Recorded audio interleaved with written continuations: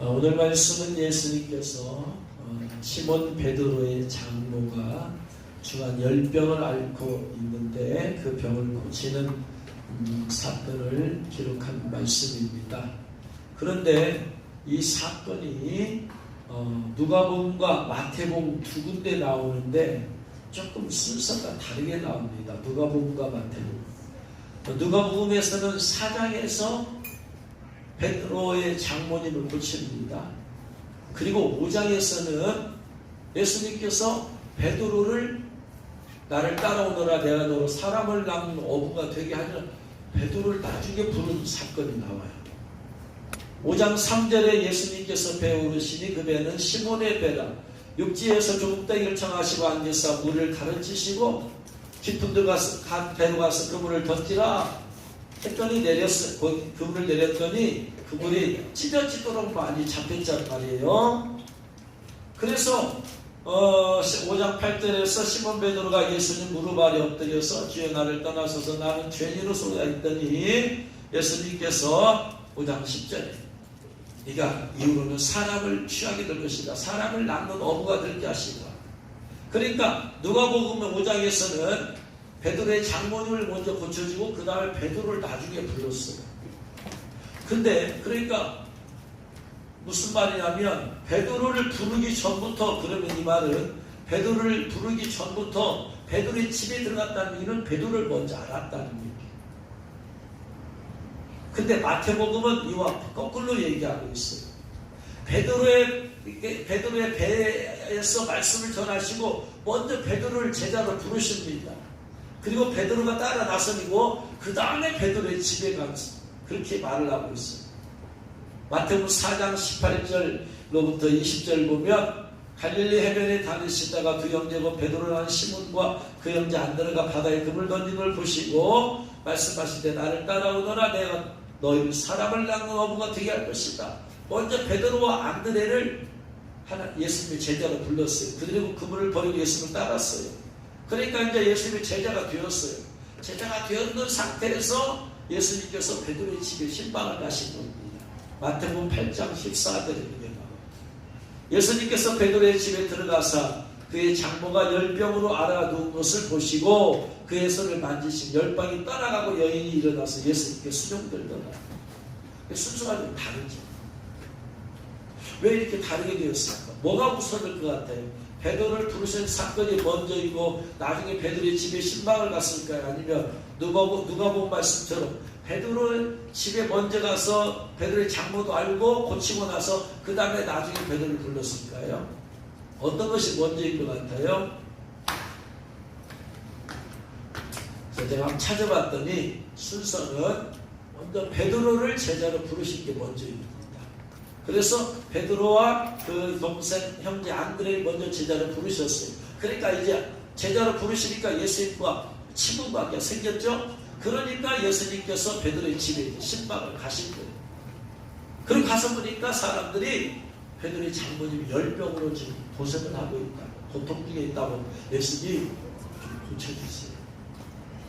그러니까 이제 예수님께서 베드로의 장모에게 가서 열병을 꾸짖으셨습니다. 열병을 꾸짖고 나서 열병이 떠나갑니다. 그래서 열병이 치유됩니다. 그래서 순서는 마태복음에 나와 있는 게 이게 맞는데 왜 누가복음은 왜 이렇게 했는지 저도 잘 모르겠어요. 그렇다고 하고 그래서 오늘 말씀은 심한 열병에 걸렸다. 4장 38절 말씀 봤더니 시몬의 장모가 중한 열병을 앓고 있다. 열병, 열이 나는 병이죠. 열병이라는 헬라 원어는 피레소예요. 피레소라는 이것은 피르라는 단어에서 왔는데 피르가 불이에요. 불. 그래서 피레소는 불타다. 열병은 앓다. 쉽게 말하면 열병은 불과 관계되어 있는 불과. 그러면 성경에서 불과 관련되어 있는 것을 불과 관련된 게 뭐가 있어요? 불은 뭐다? 하나님의 심판입니다. 하나님의 심판. 불을 성령님이라고 할 수 있지만 성령 받았으면 너무나 열병 뜨겁게 받아가지고 열병에 걸리면 누가 받았어요? 지옥은 꺼지지 않는 불이다. 그래서 하나님은 불로 심판하시는 분이시다. 그래서 이 하나님의 심판을 전제한 표현이라고 할 수 있어요. 구약에서 열병에 대해서 말하고 있는 것은 구약 성경에서 딱 두 군데밖에 없어요. 열병에 대해서 설명하고 있는 것은 레위기 26장 16절이에요. 레위기 26장 16절.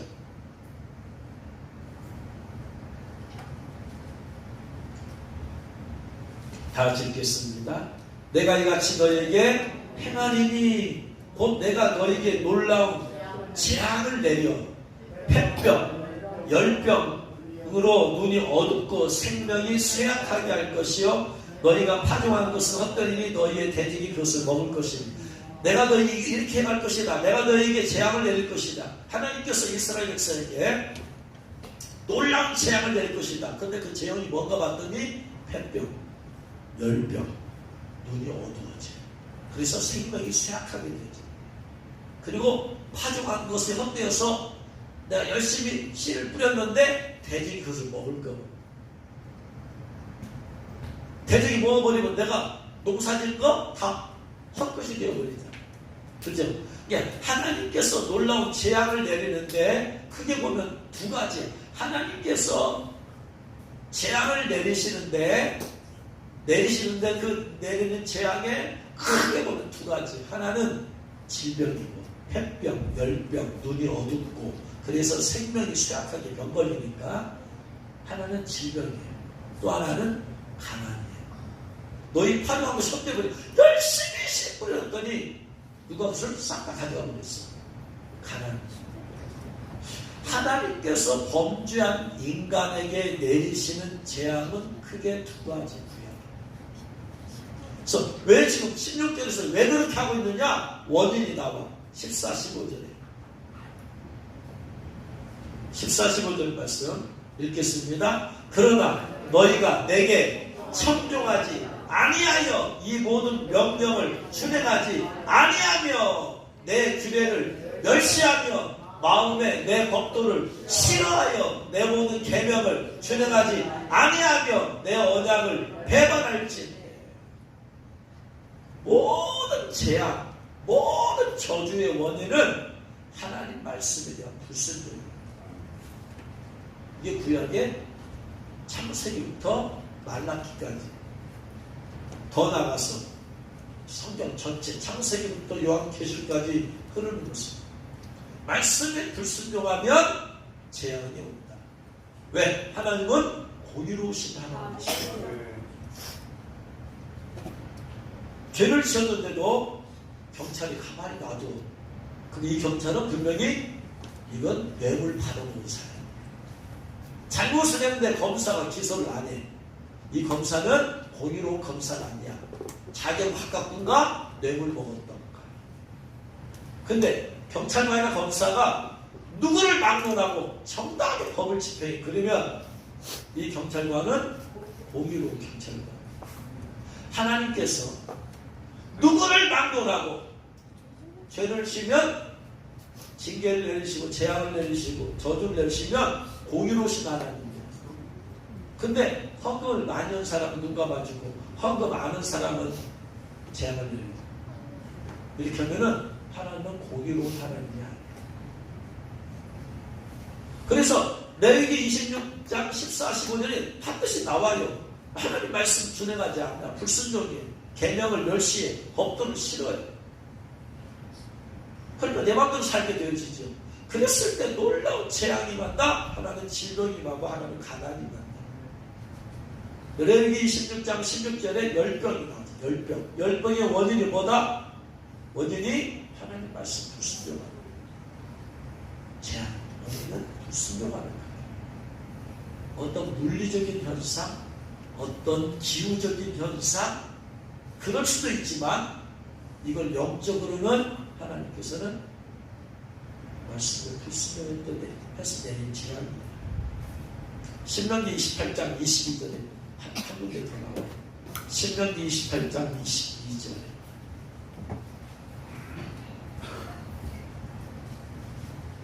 같이 읽겠습니다. 여호와께서 폐병과 열병과 염증과 학질과 한재와 풍재와 썩는 재앙으로 너를 치시리니 이 재앙들이 너를 따라서 너를 진멸하게 할 것이다. 하나님께서 폐병, 열병, 염증, 학질, 한재, 풍재, 썩는 재앙은 뭐다? 하나님이 너를 치신 거예요. 치신 거예요. 치신 거예요. 그냥 발생하지 않아요. 왜 치시느냐? 그러면 하나님께서 이유가 있을 거 아니에요? 신명기 28장은 축복과 저주에 관한 책이에요. 하나님 말씀에 순종하면 어떻게 축복을 받는지 구구절절 자세하게 설명하고 있어요. 반대로 하나님 말씀에 불순종하면 어떻게 저주가 임하는지 생활 가운데 자세하게 비교하고 있어요. 대단히 중요합니다. 내 삶 가운데 저주가 임했다면 28장을 읽어봐야 돼요. 28장에서 말한 그 저주의 항목 속에 내가 들어가 있는 거예요. 내가 지금 폐병이 걸렸어요. 그러면은 신명기 28장 읽어보니까 폐병이 뭐다? 하나님께서 치신 것이 재앙으로 치십니다. 왜 치셨느냐? 28장 15절에 말하고 있어요. 계속 재앙에 대해서 저주에 대해서 말하고 있는데 위로 올라가면 28장 15절 같이 읽겠습니다. 내가 만일 내 하나님의 여호와의 말씀을 순종하지 아니하여 내가 오늘 내게 명령하는 그의 모든 명령과 규례를 지켜 행하지 아니하면 이 모든 저주가 내게 임하며 내게 이를 것이다 하면서 모든 저주의 항목이 16절부터 끝나니까요. 하나님 말씀 불순하게 이런 저주가 생활관 아주 자세하게 그냥 알 수 있도록 두리뭉실하게 하지 않고 너 이런 저주가 네 삶에 임했냐? 너 회개해야 된다.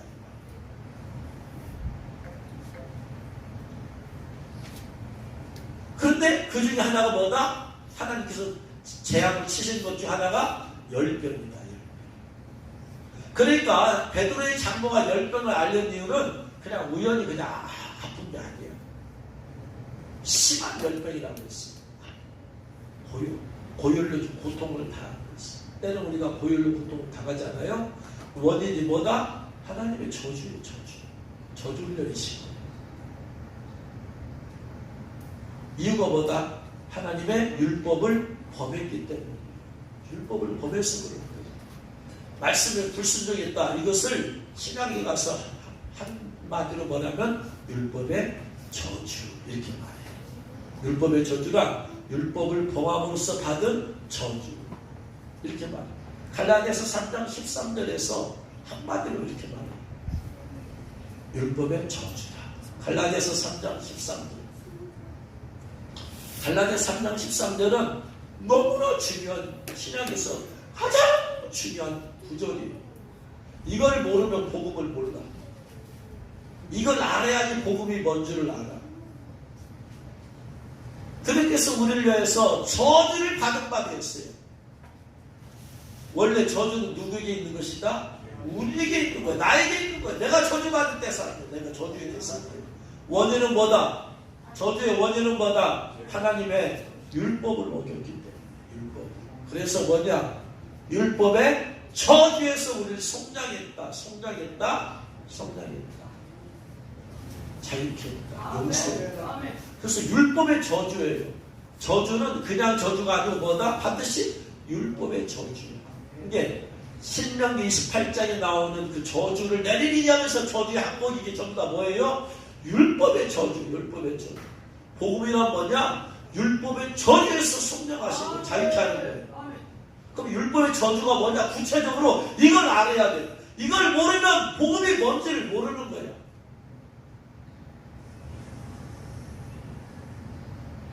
예수님의 보혈의 능력이 뭐냐? 우리를 율법의 저주에서 자유케 하시는 것이 예수님의 피예요. 할렐루야. 그래서 책을 쓰는데 보혈의 능력의 제1장이 이걸 제시를 해야 돼요. 보혈이 왜 필요하냐? 우리는 율법의 저주에 묶여있는 존재예요. 하나님 말씀을 불순종하고 범함을 통해서 우리는 저주에 묶여있어요. 여러 가지 저주가 있어요. 저주가 5가지가 5가지 저주. 죄로 인해서 온 인간 모든의 저주가 5가지야.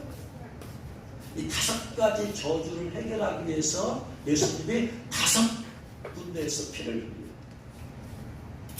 채찍에 맞아서 피 흘리고, 손목에서 피 흘리고, 다시 멸류관 쓰시고 피 흘리고, 발목에서 피 흘리고, 옆구리 창에 찔렸을 때 피를 흘리고, 이 5가지가 5가지 저주를 해결하고 있습니다. 피가. 이것이 예수님의 보혈의 능력의 책의 핵심이에요.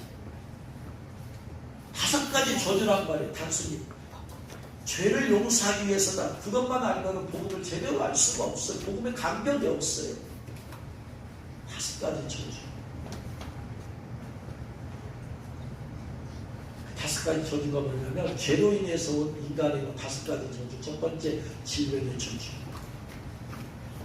가난의 저주, 그 다음에 하나님이 떠나가 버리는 저주. 네가 정령 죽으리라. 죽으면 분리. 하나님이 떠나가서 고와 같이 사는 거예요.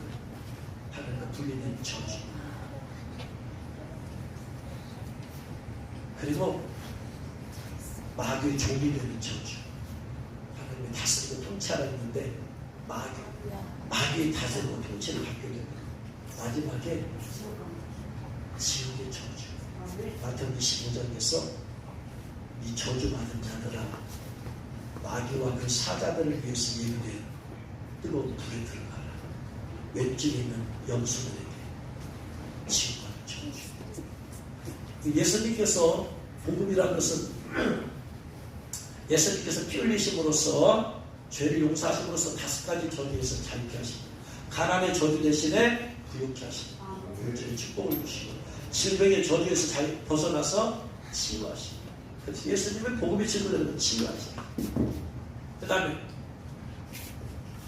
그 다음에 마귀의 발에 눌려서 사는 우리가 마귀를 밟아버리는 왕권이 회복되는 축복입니다. 그리고 나서 또 떠나가는 하나님이 우리와 함께 하시고, 성령 충만하면서 함께하는 축복. 마지막에 죽어도 심판받지 아니하리라. 5가지를 해결하시고, 그러니까 예수님의 피, 복음이라는 게 5개에서 자유케 되었다.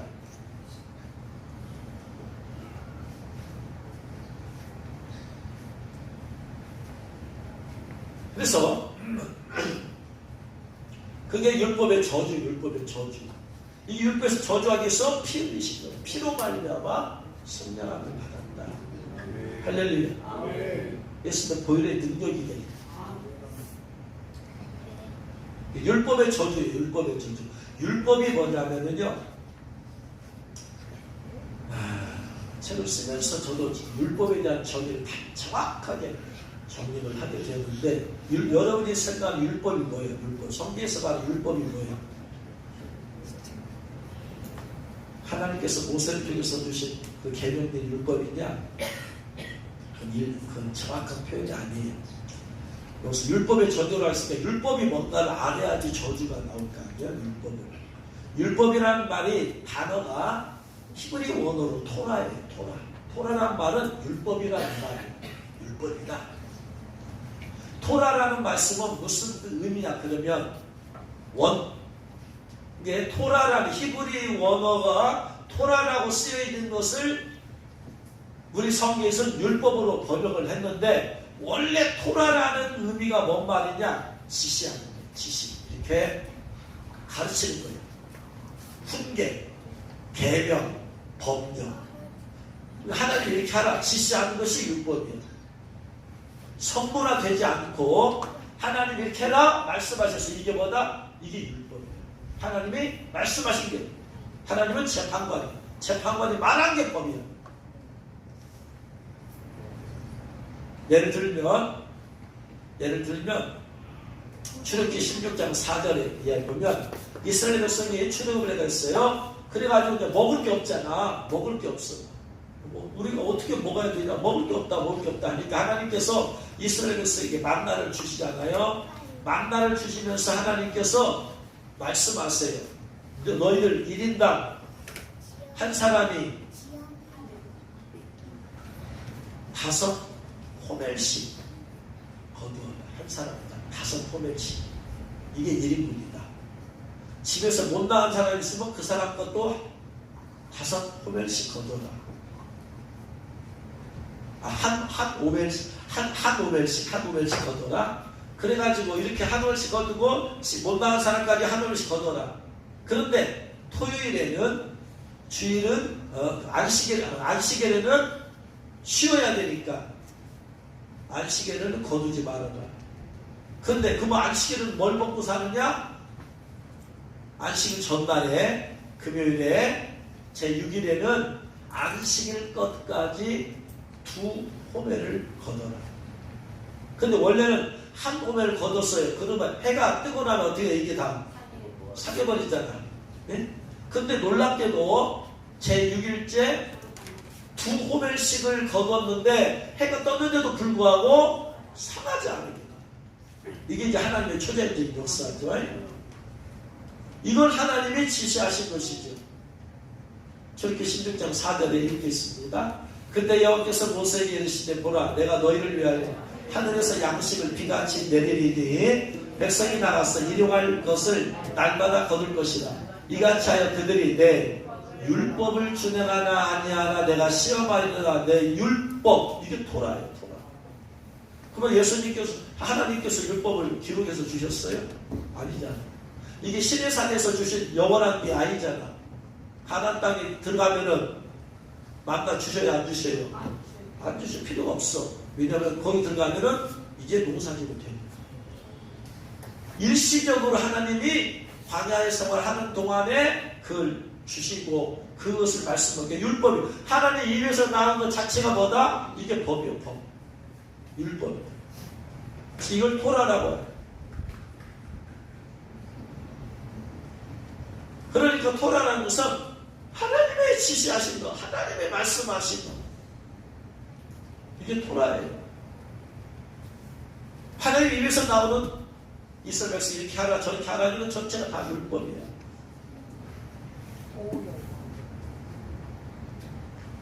그러면 율법의 베드로 장로가 열병을 앓은 것은 뭐 때문이다? 율법의 저주다. 율법의 저주. 왜? 신명 28절에 나와 있잖아. 율법의 저주. 너희가 내 계명을 지키지 아니하면은 이러한 저주가 임할 것이다. 열병을 얘기했어. 그러니까 베드로의 장로는 율법의 저주지. 율법을 범해서 그런 거예요. 이 말은 더 나아가서 무슨 말이냐? 더 나아가서 베드로의 장모는 개인적으로 베드로의 장모가 율법을 범한다는 얘기가 되어지고 더 확장해지면 베드로 장모는 인류의 대표를 인류를 얘기하고 있어요. 모든 인류가 율법을 범하면서 질병의 고통을 당하고 질병의 저주 가운데 됩니다.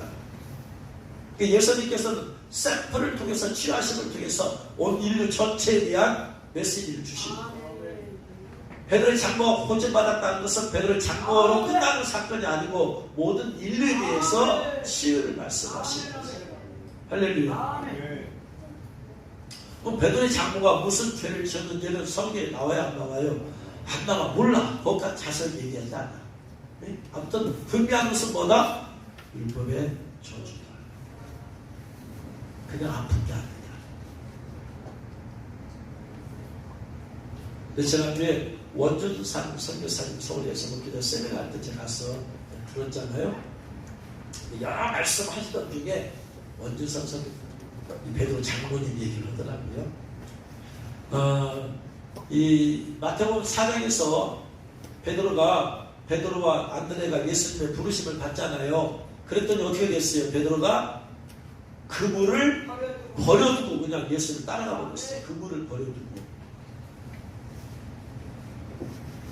마태복음 4장 19절에 말씀하시되 나를 따라오라 내가 너는 사람을 낳는 어부가 되게 하리라 하시니 20절 그들이 곧 그물을 버려두고 예수를 따라가 버렸어요.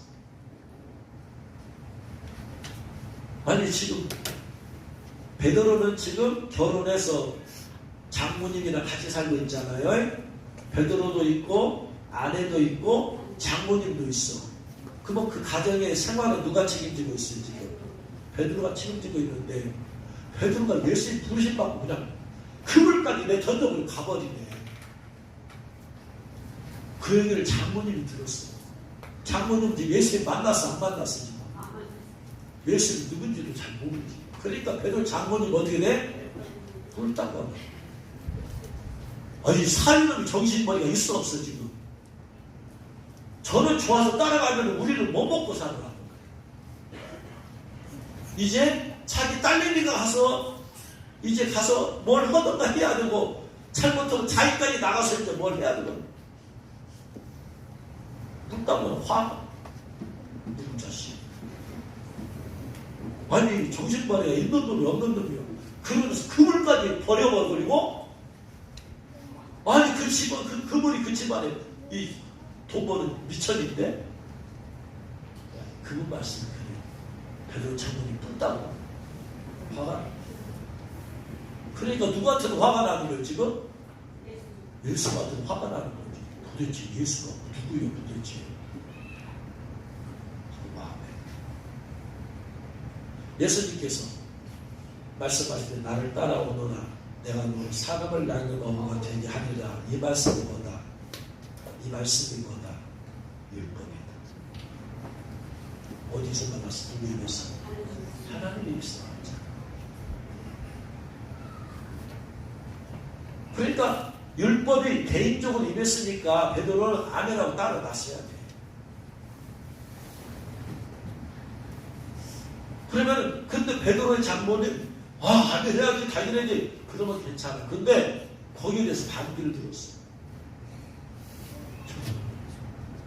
철딱서는 저 살리는 와유 하는 순간에 그는 율법을 범하게 돼요. 그런 얘기예요. 듣고 보니까 그럴듯해서 내가 얘기하는 거예요. 그러니까 마음을 부모가 못 맞다. 응? 부모도 그럴 거 아니야. 오늘날 자식이 하나님을 부르심 받고 왔다고. 하나님 이래야 되겠다 보니까 뭐예요? 그 부모는 뭐예요? 예수 믿음이 좋으면 할렐루야 하겠지만 믿음이 없는 부모한테 뭐 하겠어요? 자식도 철딱 쓰는 것 같아요. 완전 직장 생활도 하고 돈 벌어서 씻고 하고 장가고 가고 그렇게 살지 원주신다 할 것이고 또 그간 하나님 그런 것을 주님이 불렀다 하나님에 대한 못 받다고 느꼈을까? 이 자체가 율법을 범하게 되는 거예요. 여러분 누군가에게 하나님의 율법이 임해서 말씀이 임하고 음성임해서 그걸 순종할 때 그에 대해서 못 받다 얘기는 그 율법을 범하는 죄를 짓지 않기를 죄를 축원합니다. 그래 그때부터 이제 열병을 하고 여러 가지 가운데서 이제 열병의 저주가 온 거지. 그러다가 이제 베드로가 집에 예수님 신방을 가시잖아요. 신방을 가셔서 예수님께서 베드로의 장면을 향해서 열병을 꾸짖다. 열병을 꾸짖었다라는 말, 꾸짖다라는 단어는 원어가 뭐와 똑같으냐면 예수님께서 더러운 귀신들을 꾸짖다라는 말과 원어가 똑같아요. 열병의 원인이 뭐다? 귀신들이에요. 그러니까 저주는 귀신들이 찾아왔어요.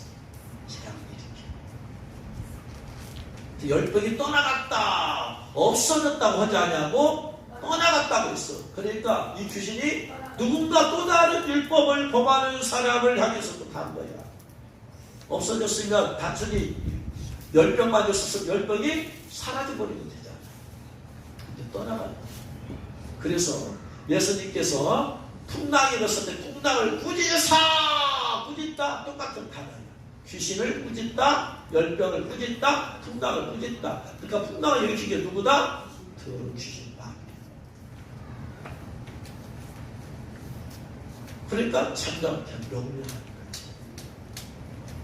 그래서 예수님께서 병을 고칠 때 귀신을 쫓아내며 병든 자를 고치시더라. 모든 질병이 다 귀신에 대한 병이라고 할 수는 없지만 대부분의 질병들이 귀신과 연관이 있어요. 그래서 예수님께서 귀신을 쫓아내면서 치유하십니다. 할렐루야. 그래서 좀 전에 말씀드린 대로 신명기 28장에서 율법을 범했을 때 받는 저주의 가장 대표적인 것이 가난과 질병인 겁니다. 거꾸로 말하면 하나님 말씀에 순종했을 때 받는 축복의 가장 대표적인 것이 뭐다? 거꾸로 가난 대신에 물질의 축복, 질병 대신에 건강의 축복. 이렇게 되는 거예요. 이런 관점에 잡혀있지 않으면 삶을 정확하게 영적으로 통찰을 못 보는 거예요. 보세요. 신명기 28장 15절 말씀 보면 얼마나 자세하게 구구절절히 말하고 있는가. 신명기 28장 15절 같이 읽겠습니다.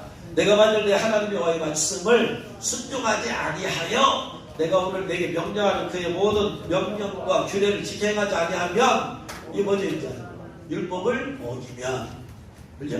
내게 명령하는 모든 명령과 규례를 한마디로 뭐라고 한다? 네? 토라라고 한다. 토라를 지켜가지 아니하면 이 모든 저주가 내게 임할 것이다. 이 모든 저주는 그 다음부터 나와. 16절에 어떤 저주가 임하는 거 봤더니 첫 번째 물질의 저주가 아니어서 말씀하고 있어요. 네가 성읍에서도 저주받고 들에서도 저주받고 내 광주리와 떡 반주 그릇이 저주받다. 물질이 아니지. 18절 내 몸의 소생과 내 토지의 소산이 저주받아. 네 소와 양 새끼가 저주받아서 자식 새끼도 못 낳고 병들어 죽이기도 하고 네가 들어와도 저주받고 나가도 저주받아. 19절 20절 네가 악을 행하여 하나님을 잊어버림으로써 네 손으로 한 모든 일에 여호와께서 저주와 혼란과 책망을 내리사 망하며 속히 파멸할 것이고. 30절 끄트머리 포도원을 심었으나 네가 열매 따먹지 못해. 태풍이 불어서 포도가 다 떨어져 버려. 아니면 벌레 먹어서 새가 와서 다 쪼아 먹어버려. 31절 네가 소를 네 목전에서 잡았으나 먹지 못해. 나귀를 내 목전에서 빼앗겨 그래도 찾지 못해. 양을 원수에게 빼앗길 것이나 너를 도와줄 자가 없어. 33절 토지소산과 내 수고로 얻은 것을 네가 알지 못한 민족이 먹어버려. 빼앗겨. 너는 항상 압제 확대를 받아. 38절 많은 종자를 들에 뿌릴지라도 메뚜기가 먹어버려. 거둔 것이 적어. 39절 포도를 씹고 가꿀지라도 벌레가 먹어버려. 포도를 따먹지 못하고 포도주를 마시지 못해. 40절 경내에 감람나무 있을지라도 열매가 떨어져 버려. 그러므로 그 기름을 내 몸에 바르지 못해. 42절 내 모든 나무와 토지 소산을 메뚜기가 먹어버려. 44절 그는 내게 구워줄 너는 그에게 구워주지 못할. 그러니까 왜 빌리러만 다녀. 가난하니까. 이런 것들이 다 물질이 저주에 대해서 얘기하고 있습니다. 말씀을 묻습니다. 두 번째, 질병의 저주에 대해서 21절 여호와께서 내 몸에 연병이 들게 하소서. 연병이 전염병이죠. 전염병. 내가 들어가 차지할 땅에서 너를 마침내 너를 멸하실 것이고 폐병, 열병, 자꾸 염증, 합증, 한제, 풍제, 썩는 재앙. 27절 종기, 치질, 괴혈병, 피부병. 네가 치료받지도 못해. 병원에 다녀도 잘 낫지도 않아. 28절 네가 미쳐. 정신질환에 미쳐. 눈이 멀어. 정신병.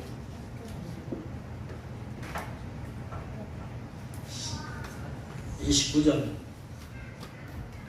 맹인이 어두운 데서 더듬고 같이 백질도 더듬고. 34절 네 눈에 보이는 일로 말미암아 네가 미쳐버려.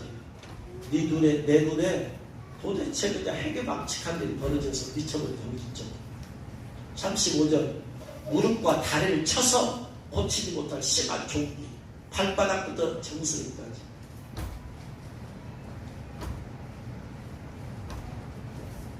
이런 것들 구체적으로 얘기하고 있습니다.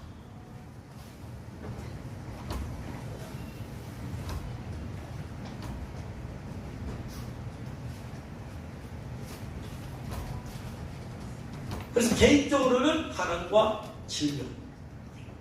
두 번째, 가족에게 가족이 나타나요. 가족까지. 이 자녀들이 팔려나고 자녀에 대한 나이로 끝나지 않냐고 이것이 가족에게. 가족에서 더 확장되어지면 민족에게, 나라와 민족이 이렇게 되죠.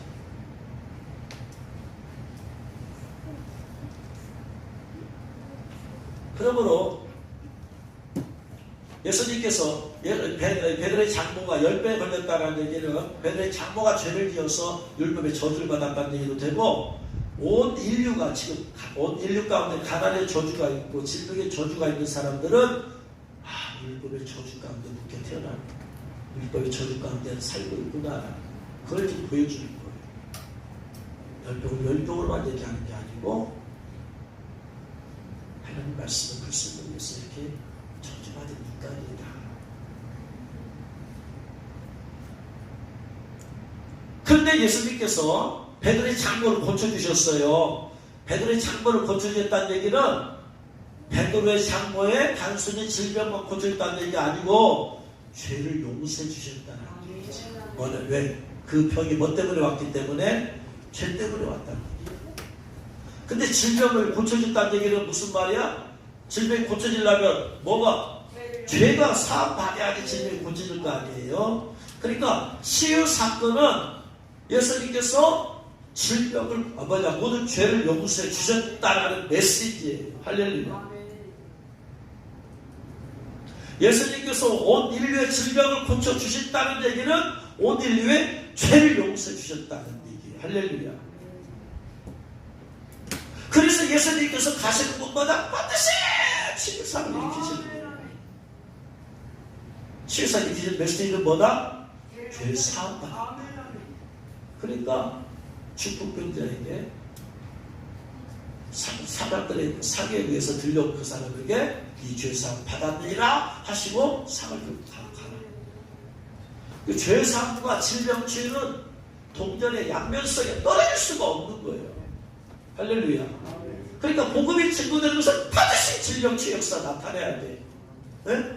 예수님이 메시아인 증거, 예수님이 온 인류의 죄를 용서하신 분이시다라는 것을 증명하는 방법은 유일하게 뭐야? 유일하게 질병을 치유하셔야 돼요. 할렐루야. 그래서 예수님의 3대 사역이 복음을 전하시고 그 다음에 뭐예요? 치유하시고 복음을 전하면서 치유하시고.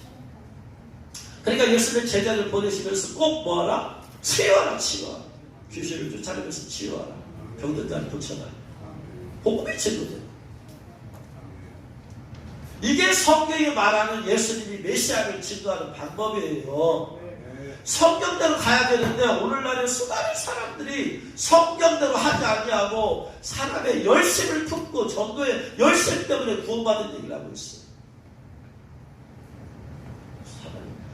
인간이 열심으로 전도했다. 주가 필요해요. 그러나 성경이 말하는 말 아니야. 예수님이 메시아를 증거하는 것은 병든 자 고침을 받아야 된다. 왜? 질병이 예수님 말씀을 불순종해서 받은 대표적인 저주이기 때문에. 그럼 그 죄가 용서받은 예수님이 이 죄를 용서하셨다는 것은 예수님으로 병든 자 고침을 받아야 된다. 할렐루야.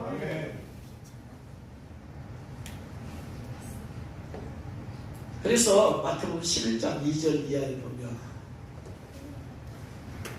마태복음 10장 2절에서 보면 세례 요한이 감옥에 갇혔을 때 세례 요한이 제자들을 보내잖아요.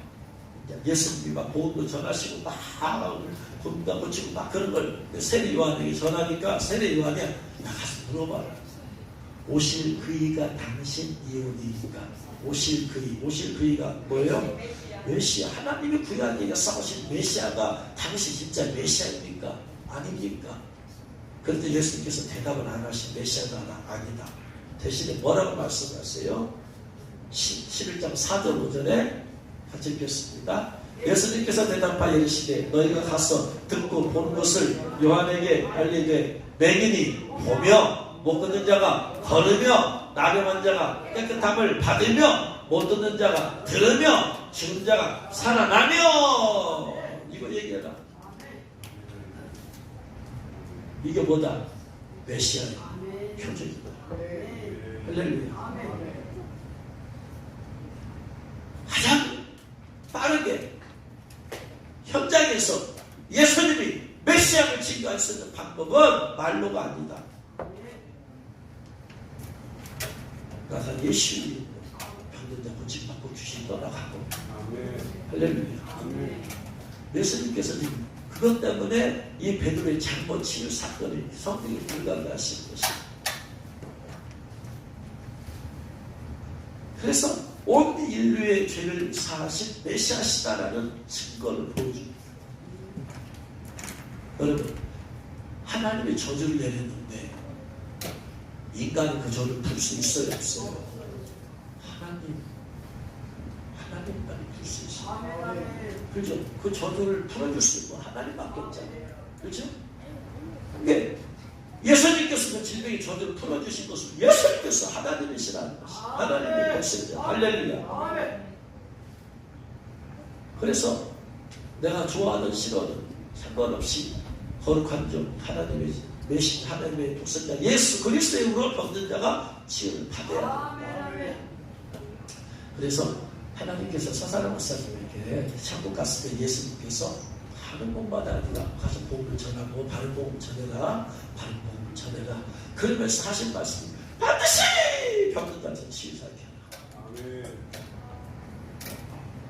병든 자를 치유사게 하라고 주님께서 서사라 목사님 말씀입니다. 그래서 서 목사님은 이 병든 자 알고서 기도한다는 게 힘든 일이에요. 복음 전하는 것만 힘든데 시간마다 아픈 사람 나와서 기도해 주는 이유가 예수님이 메시아입니다. 예수님의 이름으로 치유를 받아야 됩니다. 할렐루야.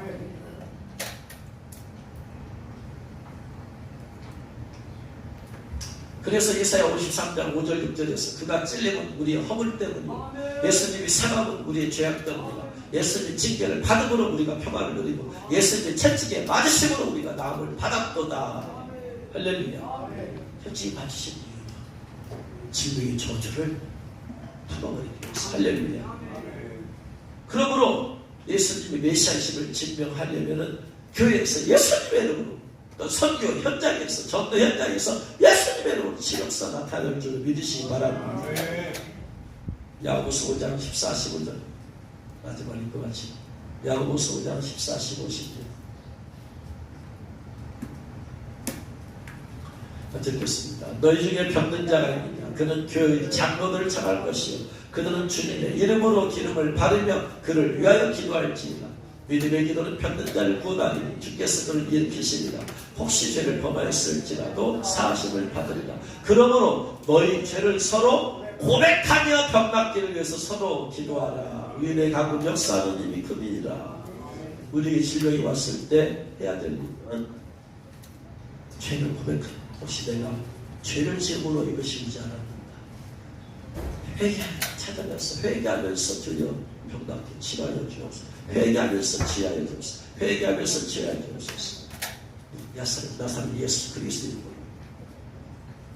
치유하여 주옵소서. 했을 때 주님께서 회개하시고 그리고 예수님께서 메시아이시고 예수님께서 우리를 율법의 저주에서 자유케 임하셨다는 걸 증명하기 위해서 우리는 치유를 받아야 됩니다. 할렐루야. 우리가 치유 받아야 되는 이유는 내 고통에서 자유케 하는 의미이지만 더 나아가서 예수님이 메시아심이 증거를 돼야 된다. 할렐루야. 뭐라고 할게요. 예수님께서 율법의 저주에서 성령을 보내셨어요. 율법의 대표적인 저주인 질병의 저주에서 우리를 자유케 해주셨어요. 죄를 용서했다면 치유를 하신다는 거예요. 치유가 됐다는 죄가 사함받았다는 거예요. 그럼 우리가 할 일은 내 안에 죄를 찾아내서 회개하면서 치유해서 기도하는 통해서 예수님의 메시아심이 증명되어지고 그래서 사람들이 예수님 메시아시다. 예수님께서 질병의 저주로부터 자유케 하셨다라는 것을 계속해서 이번 복음이 증거되어야 돼요. 그래서 수많은 사람을 지금 회개하고 주님께 돌아오고 질병에 치유받고 그래서 예수님의 영광이 땅끝까지 퍼지고 나타나기를 주님으로 축원합니다. 기도하겠습니다. 말씀 듣는 걸 생각하면서 그렇습니다. 예수님께서는 율법의 저주에서 이미 자유케 하셨습니다. 십자가의 죽으심을 통해서 자유케 해주셨습니다. 채찍에 맞으심으로써 율법, 이 질병의 저주에서 자유케 해주셨어요. 십자가에서 못 박혀 죽으심으로 죄를 사하시고 채찍에 맞으심으로 질병의 저주를 자유케 해서 믿습니다. 주님 지하신 주님을 찬양합니다. 계속해서 거룩하신 하나님의 종, 하나님의 메시아 나단 예수 그리스도의 이름으로 치유의 역사